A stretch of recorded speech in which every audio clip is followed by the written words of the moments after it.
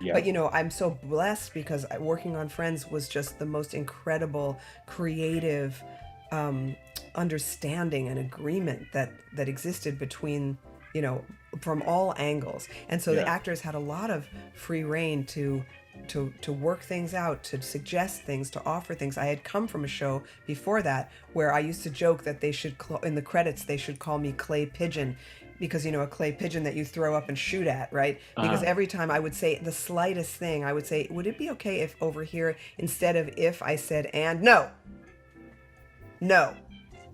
You're listening to Screenwriters Need to Hear This with Michael Jamin.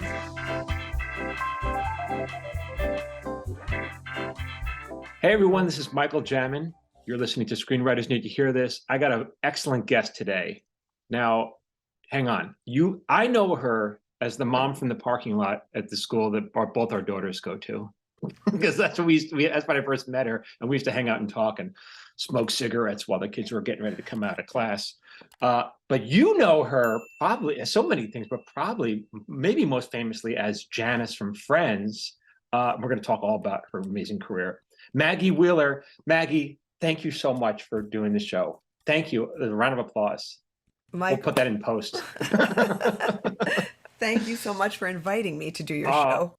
I'm so happy because I want to hear about screenwriting basically from your end, because you're a very successful working actor. Let me talk about some of the things you've done. I'm going to roll through your credits to refresh you Okay. because you've been Okay. doing it so long, you've forgotten all these things. Remind I me. guess, right. Remind you of Archer, The Addams Family. I didn't know you did The Addams Family. Shameless, Marin. I remember that because we worked together on that. You were Mark's ex-wife. Kung Fu Panda. I'm just skipping around. There's so much I can't mention all. Hot in Cleveland. Um, Californication. I didn't know that. We'll talk about that. Curb Your Enthusiasm. Glenn Martin. I remember that one because we worked So together. much fun. That was fun because you could Oh, do. the You're amazing most. with voices. I'll let you talk, Maggie. I'm talking now. I'm Okay, going sorry. through your credit. I'll be quiet. Forgive me You'll be quiet. for I speaking want out of turn. Please to. continue I discussing want to all the still things talk. I've I'm done. not done talking about your credits here. How Okay. I Met Your Mother. What a ER. Dr. Doolittle 3. I didn't know that. And obviously Friends. You did a ton of those. Fat Actress. Everyone Loves Raymond. Listen to this credits. CSI. Will and Grace. This is crazy, guys. The Parent Trap, where you were the mom on that one. Ellen. X-Files. Doogie Howser, Seinfeld, Dream On, which I love. Dream On. I didn't know you did that. I mean, you have a ton. Okay, now you can say something, Maggie. Okay, I did not play the mother in The Parent Trap. Who were you? Were you Lindsay Lohan? I was Lindsay Lohan, correct. I'm very versatile. No, I played the camp counselor Marvin Oh, Jr., who gets oh, covered right. in chocolate and feathers and Tell me all that about madness. what everyone wants to talk about. Probably first, you're like the famous, the Janice. Tell me, like, when you auditioned for that, Yeah. did you know that was going to be a recurring role? No, it was a one-shot deal. It was one Mhm. episode, single episode, and this, yeah, it said fast talking New Yorker, and I just thought, I know her. She's in me all the way. So I just went and I did what I thought I should do. See, that's the thing. I'm going to tell you this from the perspective of the writer, even though I didn't write on Friends. But this is what I imagine what happened. They audition if they had known it was going to be a recurring part, they would have gone out to a big A-list celebrity, right? Correct. And so you came in, you auditioned for it, you were at the table read, which is the first day of rehearsal, and it's not uncommon for the regular guests, for the regular stars to not phone it in, but to save it a little at the first day of the table because they don't want to bring it. But I'm certain you brought it 110%, and this is what happened. And I wasn't there, but I've worked on enough shows, so this is what happened. The writers, after the table read, they go back to the room and they talk about the story, but they also talk about the guest cast because they want to make sure, do we need to fire this person? Do we need to replace this person? And I'm Right. sure they came back, go, she killed it. She killed it. And then I'm certain after the show night, they're like, okay, we're bringing her back because Amazing. I mean, I wasn't behind the scenes, so I can't say how the magic happened, but I'd love to think that that's what happened. I'm certain that's how, because, and this is another thing. It's very rare to find from where I sit, an actor who really can do comedy that well. And you killed it so much that they brought you back. I'm sure, like I said, I'm sure they didn't think it was a recurring. They wrote, No. they go, get her back. Let's think of how we can bring her back. Well, I think 19. yeah, 19, however many times all throughout the rest of the show. But, I remember one of the writers telling me somewhere along the line, maybe after the fact, he said, we used to sit there on those late nights when we couldn't break a script and something just wasn't working. And by 2 in the morning, we'd be sitting there kind of, tearing our hair out. And somebody would just say, what about bringing Yeah. back Janice? And that's how I kept coming back and coming back, which was amazing. What about Janice? That's perfect. Yeah. And so you audition for it. Like, how do you approach a script? I guess I want to know also from the comedy point of view. How do you what's the first thing you do when you read the part? I think I hear life and through my acting work and in my life as well. I think I hear a little bit through a musical lens, like the music of language, the rhythm of the character. That's what what I find. That's how I find the person that I'm playing.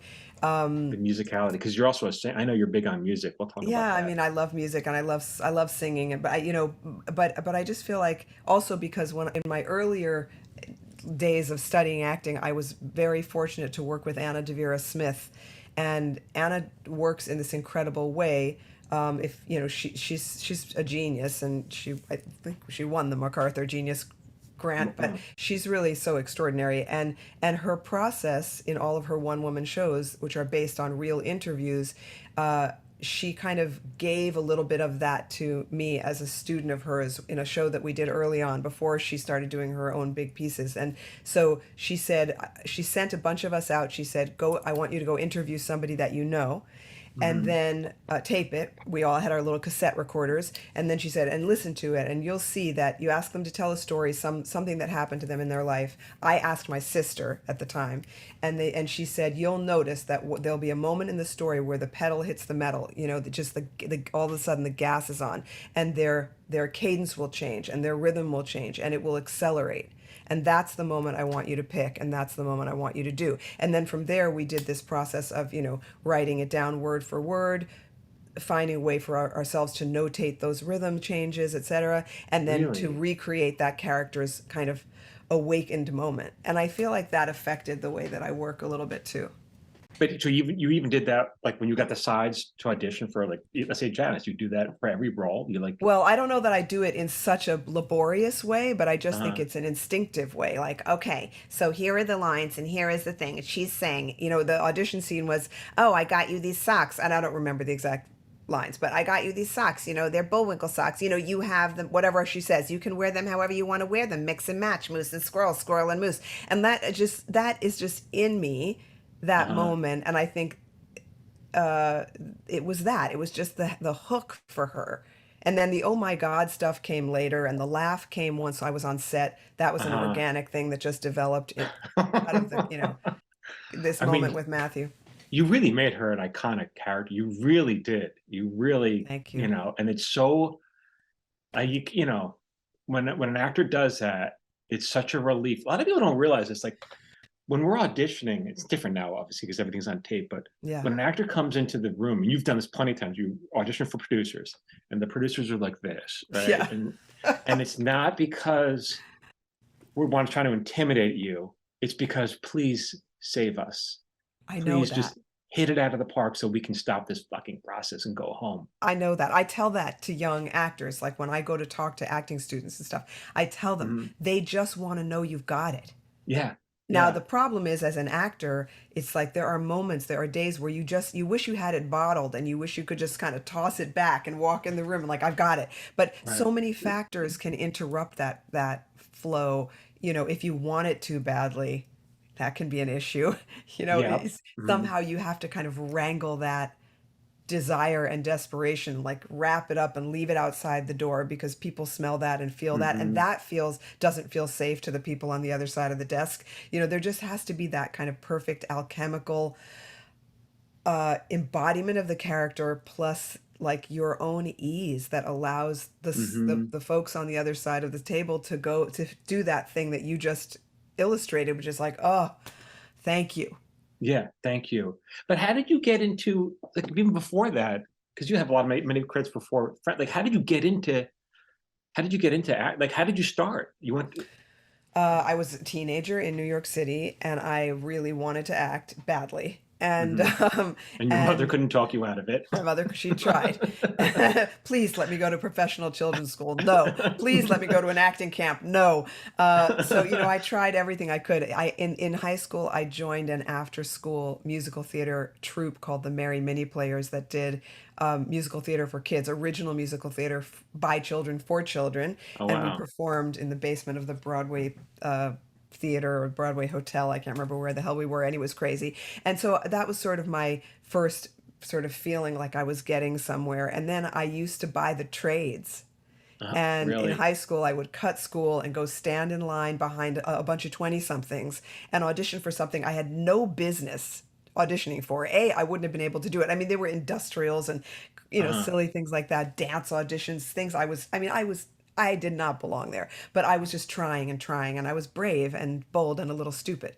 So, that was good for me. And then uh, I found a manager when I was in high school, and her, Really? In New yes, York? in New York, Muriel Carl Uh-huh. Talent Management, and I went in there and I had to audition. I had to read copies, sing a song, do a thing, and it was like if Chris Guest made a movie about children in performing children, this management company would be the illustration of what he would create. So anyway, Muriel Carl, I had to audition for her, but I was the only person there without a parent because my mother said, "No effing No. way. I'm not going. I'm not taking you. I don't give it shit. Whatever you're on your own." And so all these mothers were in there with like multiple children in matching outfits, sing for Muriel, read for Muriel, do it Right. louder, do it louder. So anyway, I started auditioning professionally and got rejected for every single possible thing. And Yeah. then my first professional job was in radio, doing Really? voiceover for CBS Records, and I got pulled out of a little. I got booked in a crowd of kids and people just saying, "Ooh, the Rubinoos," for some musical group in the 70s. "Ooh, the Rubinoos, ooh, the Rubinoos," and they said the guy, the engineer said, "Who's the kid with the low with the low voice?" And I was like, Uh-huh. oh, I'm out." And they gave me the spot, and then they Wow. kept hiring me back. So I started in radio and doing extra jobs. I was an extra in commercials and a couple of movies and just But sitting then in the how did you make background. the jump to come to California? So I when I was 20 something doing, off off Broadway, whatever, everything I could do in New York, anything to be busy, Yeah. some including summer stock and a whole bunch of other things in between just to keep myself acting. My sister's ex-boyfriend's current girlfriend was working for Lorne Michaels when the year that he left SNL and decided to do a primetime sketch comedy show called The New Show, and he was auditioning for The New Show. And she reached out to me and asked if I wanted to audition, and I said absolutely. The answer is yes. Yeah. And then she said, "Okay, you need to do 6 minutes of original stand-up." And I locked myself in my bedroom and cried because I just thought, I don't even know how to do that. I don't even know what that is. I can't do, how do I do it? So I Right. ended up writing 6 minutes of stand up that had a lot of character driven stuff in it, Hmm. stories from my life, just characters from my life. And then I also wrote into it a sketch, a conversation between Julia Child and Jacques Cousteau talking about sea bass and him about the beautiful undiscovered deep waters and her about cooking it. But anyway, I don't know. I did whatever the hell I did, and then I auditioned for that show, and then they threw me up there to improv with Brian Doyle Murray Wow. and all these people from SCTV. It was crazy, and I got the job. So that was my first real significant professional job. And Right. when it got canceled, I moved to Los Angeles because I thought this is my moment and I have to take it. But was the show shot in LA, or it was in New No, New York? York. It was in New Oh, York. okay. And so when Because that was yes. over, I got my license, my little hot license. I also didn't really know what to do with that, and I came out here and I went about my working life, and I lived here for a year, and I Mhm. got one job. I worked on the paper chase, Right. and Paper. then I got a call from New York, from Rankin Bass, the creator of all the fabulous Animagic Christmas specials we all grew Yeah. up on, and they were casting a superhero cartoon, and they found out about me from Lorne, and I flew myself back to New York to audition for that, and I got it. So that brought me back to the city, and I did animation for several years in the city before, and in the midst of all that, I ended up making an independent film called New Year's Day, and when that was opening, I moved back here. That's another thing you're so good at. And this probably is because you're a wonderful singer, but it's probably because I imagine the two are related because you can do all these voices and because you can hear them. And obviously, I think it comes right that has to tie into your singing, don't you think? I guess it's all kind of a piece, you know. I'm not like this a singer's singer. I don't have some extraordinary range or like golden vocal cords. I'm not a Broadway singer. I'm not a, you know, I have limitations to my singing voice. Mhm. But I do sing and I do direct a large choir here in Los Angeles that I've directed for 17 years called the Golden Bridge Community Choir, and I invite other people to sing. So you know, it's actually it's like my little secret plan. Since I'm not a soprano, I just get a lot of other people in the room. I go, okay, you guys sing this part, you do this, you do that. But anyway, Right. I do love music, but I've also always loved mimicry from the time that I was little. And so I love voices. I love character voices. Do you practice that then? Like, what do you do? I don't know. Do I practice it or do I just go on instinct? I feel like I just go. Because we hired you on Glenn Martin to do. I don't remember what voices, but we are like, oh, she could do all those. You hired Because me, you asked me, you called me and you said, "Can you do an Irish accent?" yeah, Because you wanted me to play Flame Bang that's what Bang, it who was. was But sort we of the also, Sinead O'Connor. but that's another thing. When you come in for animation, and people should know this, that we most of the time you get paid to do three voices Yeah, because so you have to be able to do more than one voice. You correct. And I know, did. And then when I got there, you said to me, I don't remember why this happened, but you needed a song and you didn't have it. So I and you wrote the song for you.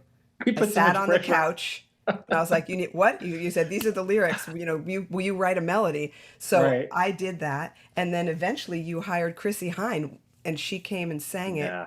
Yeah. Uh, yeah, that was very Yeah. cool. Isn't that funny? And she came to the she came in like a rock star. So she came in with a cigarette. And I remember my partner saying, yeah, you're not really supposed to smoke in here. And she's like, yeah, well, too Nice, bad. nice for you. uh, but yeah, but that's we threw so much on your plate and you because like whatever, we knew you could do it. So you That do was the it. most fun, and I love that character. I really do. Yeah. I love I love voiceover work because I can do anything. I can be a baby, I can be a crone, I can be a tree, I can be an owl, I can be, you know, a bald It's Irish funny. rocker. We got a couple of animated things on the burner. So maybe hopefully if they go, we'll bring you back in for those. Yeah, I'll tell I you would more be about those thrilled. later. Okay, good. I'm so Um, excited. You're already excited. I'm Don't get your excited. hopes up. You know how these things fall apart all the I time. do. I do. Uh, but okay. So how else do you? I don't know. What is it like then to be like a working actor or someone like you? Because you know, people know who you are. What's it like on a daily basis? Well, I mean, look, what it looks like on paper is not the same as what it is. You know, I mean, Hmm. there are so many as you know, there are just these long kind of these valleys. There are huge valleys with no work. So if you kind of create a little map of my career and you put all the, you know, red pins on the dots of my jobs, boy, Hmm. it looks like I've worked a lot. But there have been obviously incredibly long fallow periods in between. And what do Um, you do during those? What's your well, plan? I mean, I've done so many crazy, weird things to sort of, you know, tide myself over in the interim. But I have to say, you know, starting the choir and being a facilitator of vocal workshops, which I also do at retreat centers and different places like that, has been a tremendous gift because I have this work that's like really soul driven Yeah. and I'm in the company of other people making something happen in the moment, you know, unlike showbiz where you know you're doing it and you're making it Hmm. with the family you're with, you're all in it together and then it's done and then there's, you know, and then there's this period of time before it airs and then once it airs you're going to hear about, you might hear about how people respond to it, but it's not direct. So I do something where I'm creative in the moment, I'm giving people something in the moment, and there and the feedback is coming to me immediately and directly. So Right. I'm really fortunate I have basically two careers. And then of course I'm a mother, I'm a parent, and I've been raising my family throughout all those years. I mean, my kids are older now, they're Hmm. 22 and 27, so they're not home. But I will say, these pandemic years have been some of my busiest years because I took the choir online, and that Hmm. eventually became a more global experience because lots of people joined me from all over the world. And then I also created an event called Together in Song that I ran every Saturday for the first 2 years, where I hired three other song leader, singer-songwriter musicians to come on with me, and we basically led the world in song every Saturday for an hour. And I had 4,000 people come over that Wow. period of time. So I think that, Wow.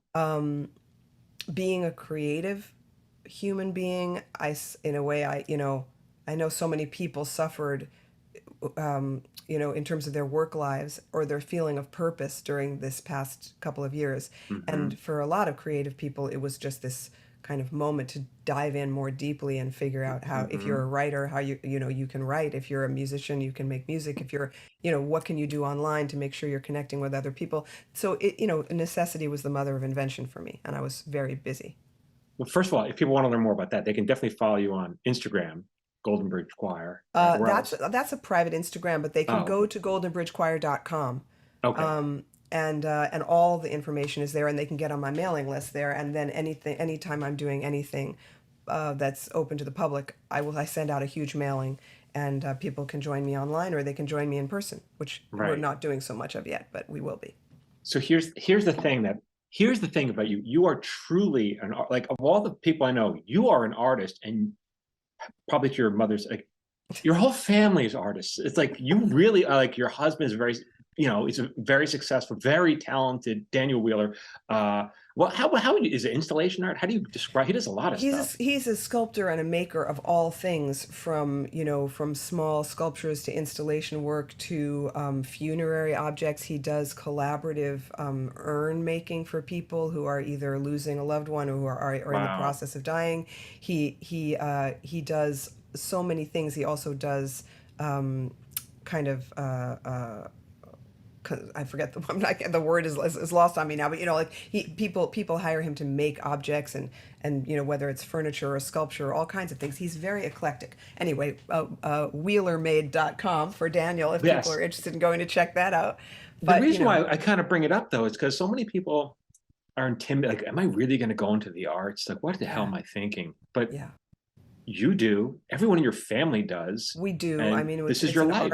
it's an arty family. No one. I mean, I have a daughter who's just now starting as an actress, Hmm. and of course, you don't wish that kind of creative life necessarily on your offspring. Just as my mother did not wish it for me, and threw herself in front of my body frequently to try to slow me down. And she often, and then when I would cry and be so distraught over the rejections or the lack of Hmm. opportunity or whatever, she would say, I never told you to do this. Nobody ever told you Hmm. you had to do this. Who told you you had to do this? But if you have to do it, you do it. And if you don't have to do it, don't, which is of course what everyone tells you when you're young. If you don't have to do this, don't do it, because basically you're living the life of a professional gambler, and you don't get the security, but Right. you do get this, I think, sort of incredible accelerated sort of spiritual path of trying to uh, trying to identify what your value is and what your worth is on the planet, because if it exists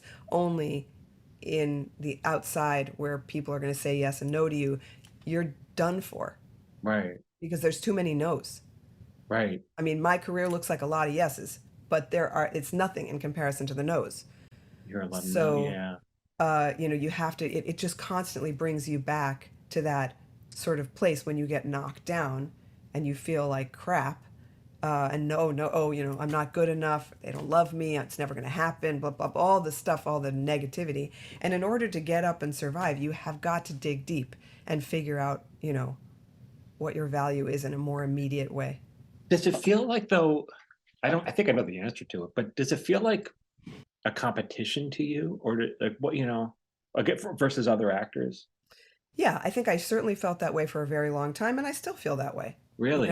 I mean, I think so. Yeah. I mean, I auditioned for something recently. Think, my audition life is very, very scarce at the moment. But every once in a while, there's a little flurry, and there was a flurry some months Hmm. back where there were like four auditions in a row, and they were all good. Right. I was interested in all of them. They were all very different. It gave me an opportunity to stretch myself a little bit, and I was inspired. And there was one audition that I did, and I knew it was good. You know, Right. I knew that I knocked it out of the park, but I also knew they weren't going to give it to me because I knew that there was an A-lister that would get the job. And I said at the time to my loved ones, I said to Hmm. Daniel, you know, I'm not going to get this. They're going to give it to so and so, and they did.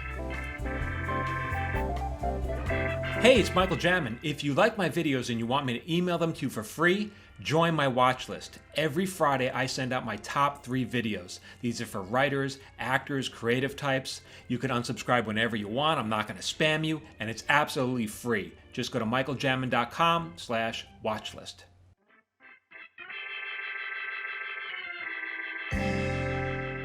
Yeah, and that's heartbreaking, and it's out of your control. Yeah. Yeah, and it's out of your control, and that's sometimes that comes from the network or whoever, because it's so strange. They really think that having a bigger star attached, even for a guest role, they think it's going to bring in eyeballs. It never does. I'm not But sure it that's what ever they does. And think. sometimes those, yeah, I don't want to say that sometimes those performances aren't as good. That's not fair to say, but sometimes they aren't. And also, you know, but I'm trying to think of. You said something before about how Janice expanded Yeah, you know, a series long role. And yeah, I often kind of refer to myself as a side door actress. You know, I usually get in the side door. I don't usually come through the front door. I don't right. usually come, you know, for the series lead, but frequently I have managed to slip in that side door in an interesting way, and out of it has come a really wonderful opportunity. So, for instance, The Parent Trap. Hmm. When I got that script, I wanted that movie. And I thought, and here's this camp counselor. And I thought, oh no, they're never going to give this to me. I'm in no way butch enough for this role. I can Really. see the person they're going to pick in my mind.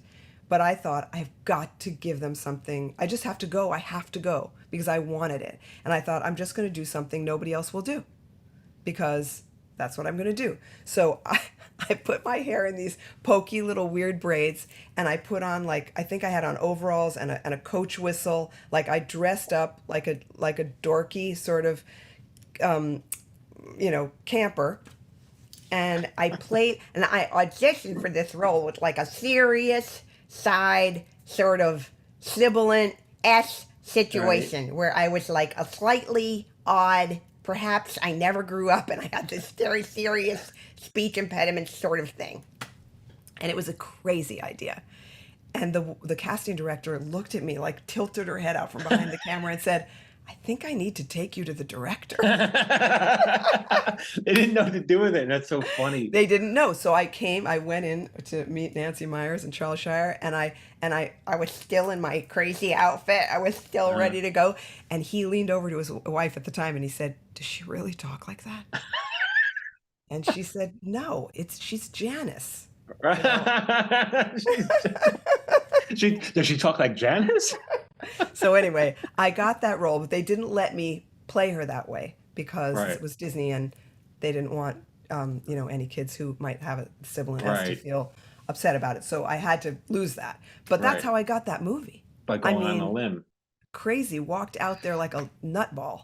But tell me about, like, from where tell me about from where you sound, like, what's etiquette on set for for an actor, or even or a guest actor? Like, what does it look like to you? What is etiquette on set? Like, what are you supposed to do? How are you supposed to behave? Well, that's interesting. I think immediately, like I feel like I go through this Rolodex of images in my mind from the Mhm. sets where nobody talked to me, to the sets where I didn't have a proper dressing room, to the Right. sets where I was nervous because it was such a well-oiled machine and I was slipping in, to, Hmm. you know, and then I thought, and then it takes me right to kind of my first series job where I felt really sensitive about the cast, and I always invited them into my dressing room and gave them a place to be. Right. So as a result of some of the As a things that I result of being, experienced along the because it's way. hard. It is hard. You're stepping into a job that's already there, and it's Yeah. hard. I mean, it's like you're already insecure, and Some now on people top of that. Yeah, some people say they really don't like that role of being a guest on a series. I do really like it. I don't feel so. Maybe it's because I've done it so much that I don't feel so threatened by it. I mean, the first Uh-huh. time I did it was on Seinfeld, and there was no like when it was lunch, they all scattered. Like the lights Right. got turned on in the kitchen and the cockroaches around. Like they were all gone. It turned out they were up in the writers' room having like a catered lunch, but I didn't, no one told me anything and I didn't know anything. It was my first, guest role on a big series like that. And I was really lost. And then Right. I had to ask somebody and they said, oh, you just go down to the commissary, Right. but somebody, and I didn't have a dressing room on that show. So, Well, uh, you had some kind of changing room. I What must the have, but I did, it wasn't quite, what I right. had later on. So, anyway, but it was just one of those odd moments where like, there was no one telling me what to do or where Right. to go. And so there's that. And then, I don't really know what is the etiquette. Like you just have to be ready to take care of yourself. That's it. You got to be Right. ready to feed yourself, hydrate yourself, show up when they need you, go back to your room and pull it together in the in between and like Right. manage your fear or your insecurities or whatever. So when you get back down, but it's funny. Like, yeah, I don't know. I have found myself in all kinds of circumstances where I felt Did you um, prefer more nervous. multi-camera, which is shot for people who don't know, shot live in front of a studio audience, or single camera? I like them both. But it's a I do different like way of them both. performing, don't you think? Or no? I mean, how do you approach it, whether it's single or multi? Well, yeah, single camera is something. I mean, multi-camera I've done a lot more of, I would say, and I've, I really enjoy it because it's like live theater and you've Yeah. got the response of the audience and it's just that adrenaline rush of everything happening in the moment and Hmm. changing things in the moment and fixing things in the moment. And it can be, and that's really exciting. And that's how I started. I mean, the new show was my first big show and it was sketch comedy in front of a live audience. And Right. I earned my stripes in doing that. Um, and then, but then when I did Californication, I absolutely loved every moment. It's a lot longer, your schedule's a lot Yeah. more unpredictable. You're there at Yeah. 4 in the morning or you're leaving at 4 in the morning or whatever it is. I mean, Yeah. you basically have to hang your life up on a hook and say, It's I'll see hard. you when it's done. Yeah. And what about working with directors who really don't know how to talk to actors? What's that like for you? Usually I get fired when that happens. That has What? happened. I've What gotten do you fired a mean? few times. Well, I've been fired from a few jobs in my life. Because And they didn't know how to talk to you? And what do you mean? They couldn't get the well, performance out of you, or what? I mean, each circumstance is different, but in the most recent one was a situation where I was hired without auditioning, and I was told before I was hired that they were concerned. They wanted to offer me the job, but they were concerned about hiring me Hmm. because the character was similar to Janice. Right. And I said, "Oh, well, I mean, I can play any number of women from any number of boroughs and I can give them all that flavor, but of course I'm not going to play Janice. That's not going to happen. I mean, they Right. wouldn't want me to do that, right?" Right. So I had been on the East Coast on vacation with my family and I arrived back and it was end of August. I went straight to the job. Oh no, I got the script. And the first line for my character was "Oh dot dot dot my dot dot dot God." That's not good. And I Why would they thought do they that? can't really want that. So Yeah. I They can't do that. I don't know if you had the distinct pleasure of watching the television show Mob Wives, but I was a bit of No. a fan of Mob Wives, fantastic reality show, and and there's a woman on that show. Her name is Drita Devanzo, and she is like mob adjacent, Mhm. and I love her. So I decided I'll play Drita Devanzo. That's what I'll do. That's what they'll get. Mhm. So I went in and we had the table read and all the people were there and there was a strange vibe on the set. And then we went into rehearsal. Then it came to network run through day, which is Wednesday, and we did the run through. And this director, who um, I don't want to say too much about him, but I will say he was very tall and yeah, I'm he was a thinking of complicated character. And he came over and he looked down at me from his like perch of 6'4", and he said, "They're not happy." right. And I said, "What?" And he goes, "They're not happy." And I said, "Why?" And he said, "Because, you're not giving them what they want." Just And I Janice? said, What do they want?" And he said, "You know." And I said, I'm sorry, I don't. And he said, well, they want Janice. Oh God. And I said, well, they can't have her. Yeah. I mean, and then I had to get like I had to get a little brave and like crane my neck to look up at him and say, "Look, I didn't just get off the bus. This Yeah. character is, created from another show. We're on the Warner Brothers Yeah. lot. Go ask them Yeah. if Yeah. change the character's name to Janice and pay me a little bit more, and then you can have what you want. But Yeah. you Get the can't ask rights me to to her. play her, call her this, and play me. Anyway, then I went into wardrobe and I said, "Listen, don't work hard. I'm going to be fired today." And they said, Wow. "No, you can't be fired. They can't do that. They can't ask you to do that. That's not possible." I'm like, "Can't watch. Yeah. You Well, watch me." And then I had to go do a podcast about voiceover, drove across town, went into these to see these folks to do their podcast. And I said, "Hey, I'm probably going to get a call because I'm probably going to get fired." And anyway, yeah. sure enough, they fired me by the end of that day because I wouldn't play that character. And That's surprising because you're supposed to be, as writers, you're supposed to know that you don't do that. it Like was you have to cuckoo. have some shame. It was cuckoo. So yeah, Uh, so things have happened to me. I don't want to badmouth directors because I'm still trying to be an actor. well, that's not that. I'm just saying, not all, like, because directors have two jobs. They have to work the cameras, and they also have to get the performance out of the actors. Hmm. And sometimes I see it's rare to find a director who really can do both perfect, as amazingly well. It's hard Yeah. because it's two so different skills. And sometimes I see a director talking to us like, oh no, that's not going to work. That's Yeah. not going to get the performance out of them.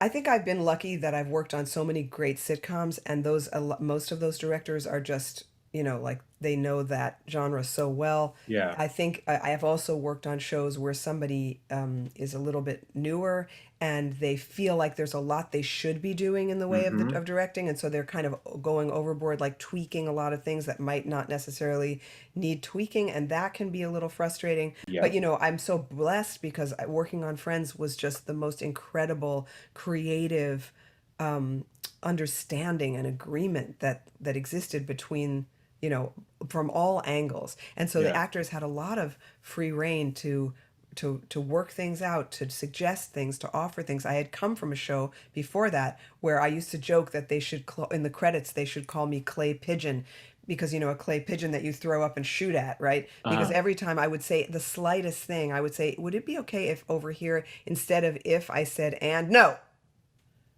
no.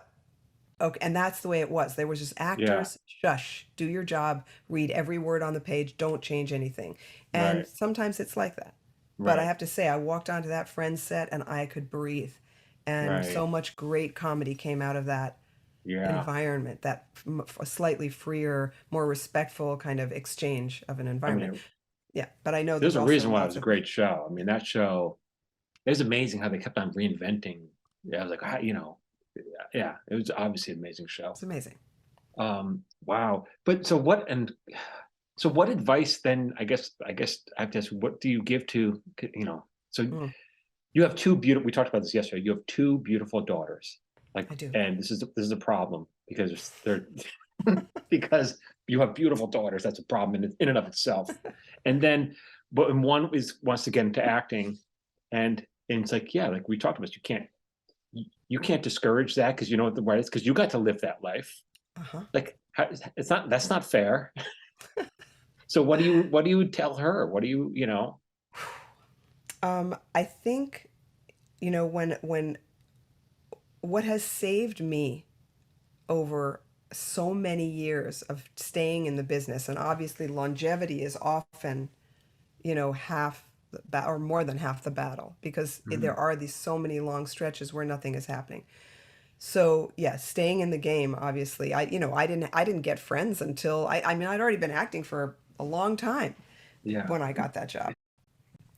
So you have to have staying power. And in order to have staying power, from my perspective, you have to have other things in your life that let you know that you're living a life of purpose. Because if Hmm. acting and performing is the only thing that defines your purpose, in my opinion, you're in trouble. Yeah.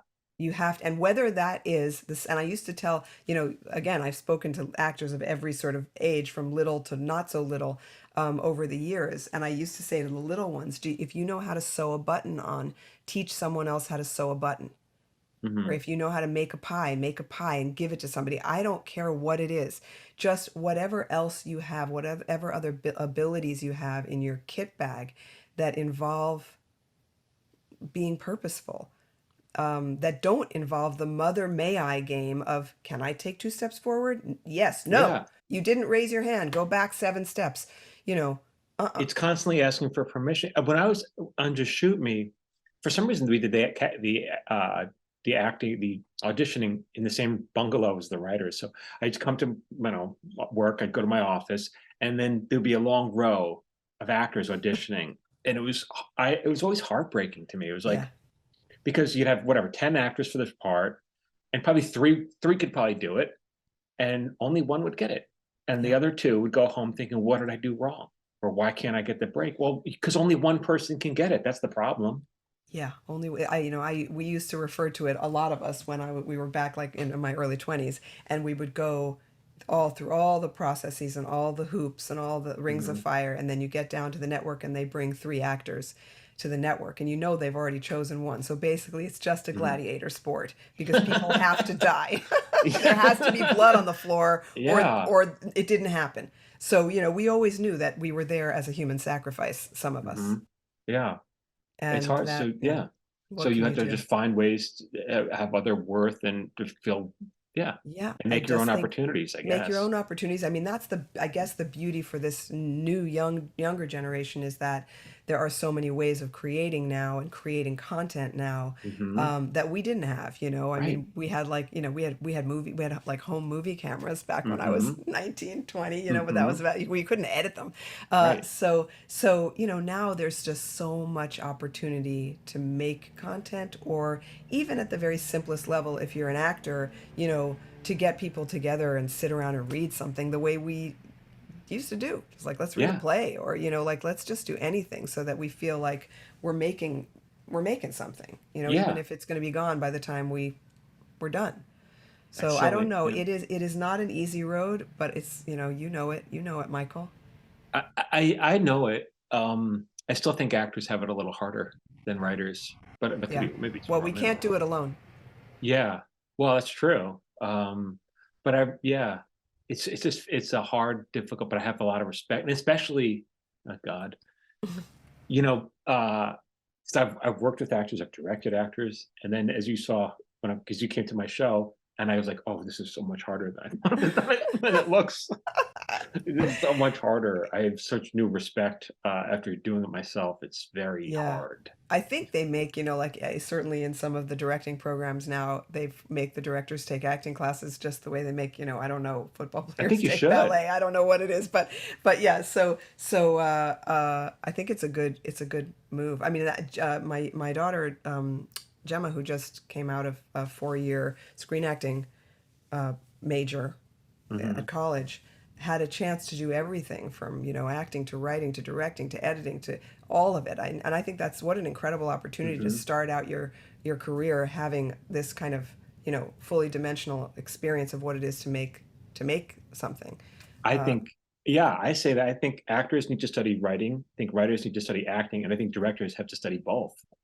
You yeah, know, you have to know how to converse with both those people. yeah. I think So, that sounds like a better world. Let's live that in that one. yeah, yeah, that make believe world. Wow, it's just so interesting to hear your side. I don't know. It's just to hear your side of the process of what it's like. I don't know. Do you feel? I guess we talked about it a little bit, but yeah, I mean, how much when you're on set, because you have to talk to I'm babbling here, but you have to please the director. Hmm. You also have to know, especially if your guest star, you're really there to serve the main actor, the main Yeah, character. You're really there to serve them. It's yeah. their story and not make it about yourself. And Mm, and then also if there's a showrunner, you may begin conflicting notes from the director versus the showrunner. And mm. the show, how do you navigate all that? Um, I think, like, it's a great improvisation, and part of the acting job is the material that you're given, and the job you're given to do, and the other part of the acting job is the rest of what you just described. Mhm. So, it's just, you have to improvise your way through those conversations, through those moments where someone's talking to you and telling you something and you're not sure you know what it is that they're asking you to Hmm. do, but you don't want to seem like somebody who doesn't know what they're asking you to do. It's all acting, I kind of think, Yeah. from the minute you get there till the minute you go. And obviously, I mean, I'm saying that slightly sarcastically because it's not true. In the best of circumstances, you can relax into your sort of authentic self, or your authentic experience. There might be somebody there who is generous or kind, or you can laugh with, or you can roll your eyes at if everything's, um, a jumble or confused because there's a director who feels like you're not getting it, or anything is possible. I mean, I just saw Meryl Streep, like a clip of an interview with her, and Uh, she's saying, oh well, sometimes they tell me, um, to where my mark is, and that I should move to the left, and then inevitably I'll go right. And sometimes I do that 3 times, even after the director has told me not to go to the right, because, yeah, I'm like that. I forget things. So I'm not perfect.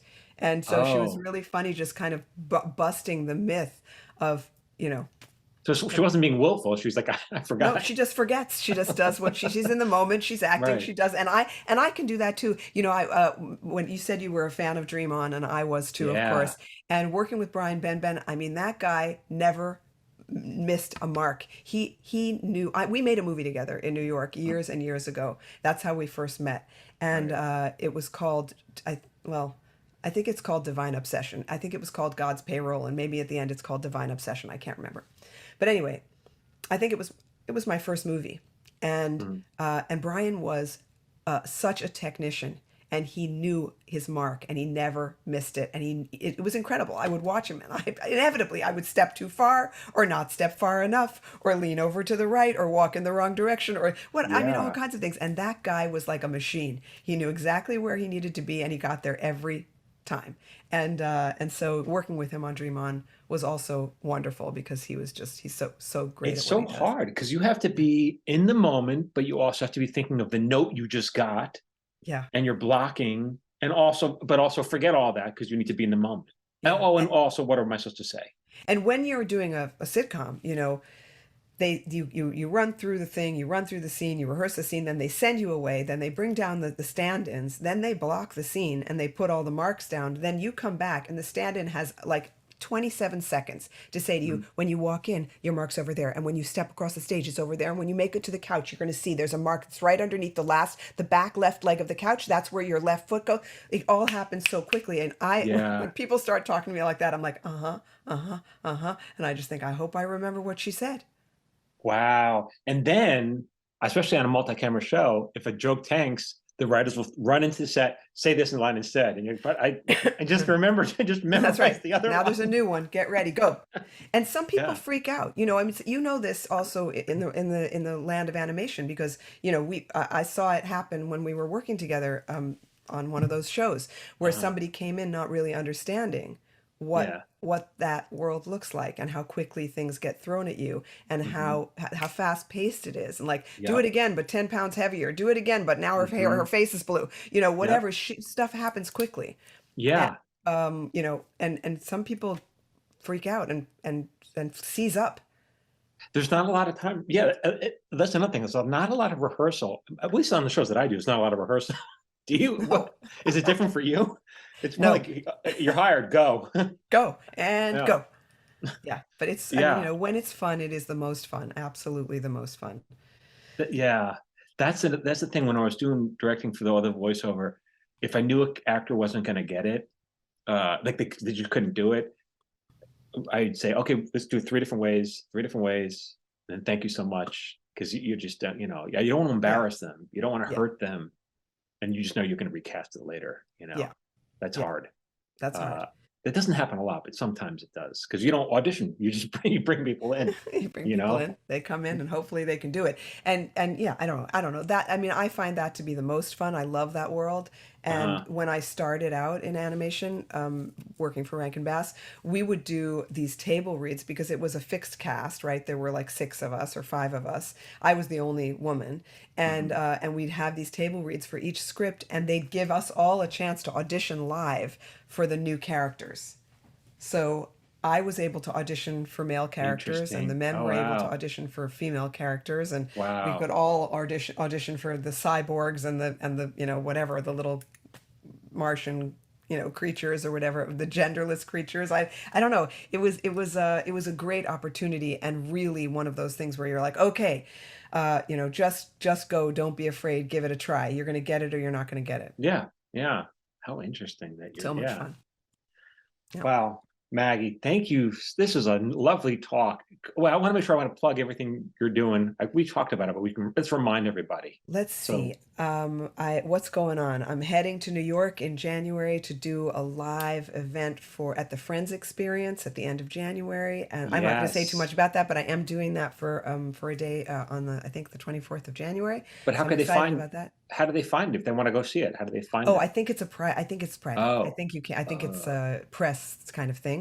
But I'm friends of excited to go. friends. It's a friends of friends event, right? I don't know. Maybe I don't. I'm not sure. I can't say much about it because I don't know everything yet. But I am going to do that. I have 2 sort of indie projects that are in the possible works in the next year, which is nice.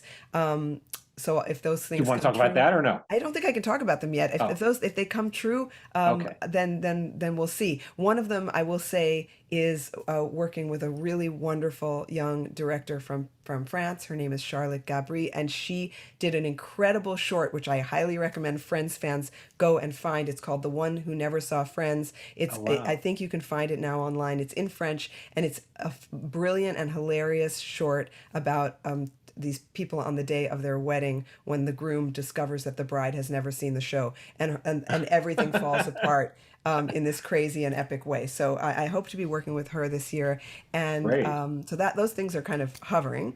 And I have a children's book that's going to get finished this year that I'll be Yep. self-publishing. So yeah, if you guys follow me at goldenbridgechoir.com, I'll send out big mailings through my mailing list when those things happen.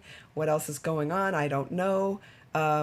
Yeah, I don't know. It's all up in the air, Michael. That's the That's beauty of the creative life. Who that's the hell knows what's next? that's what it's like being an artist. Yeah. That's right. Thank you so much. This is I don't know. This is an honor having you here, and I thank you so much for I talking. am so honored to hang out with you and talk to you. I love you so much, and Yeah. Michael, Mm. is one of the people. I'm now talking to the audience as if you're not here. Yeah. You're one of the people who has given me work more than one time in this Yeah. industry, and I am tremendously grateful for those opportunities. Both of them were so much fun, and they were such great opportunities for me. And I look back at them with incredible fondness, and I absolutely love the work that you're doing now, and just seeing you on stage reading your stories is Uh, so powerful and so emotional and so funny and mm, brave. And I've said it all to you in private, but I'm saying it publicly. yeah. Um, Thanks for having me. Thank you so much. Don't go anywhere because we want to talk to you when we're done with this. All right, everyone. Thank you so much for listening. Yeah, again, you can follow me on social media at Michael Jamin Writer. And what else? Oh, yeah, my free newsletter is at michaeljamin.com/watchlist. All right, everyone, till the next episode. Thank you so much. And yeah, keep writing. Okay. This has been an episode of Screenwriters Need to Hear This with Michael Jamin.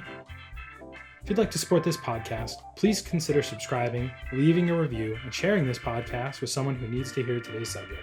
For free daily screenwriting tips, follow Michael on Instagram, Facebook, and TikTok at Michael Jamin Writer. You can follow me on Instagram, Facebook, and TikTok at Phil A. Hudson. This episode was produced by Phil Hudson and edited by Dallas Crane. Until next time, keep writing.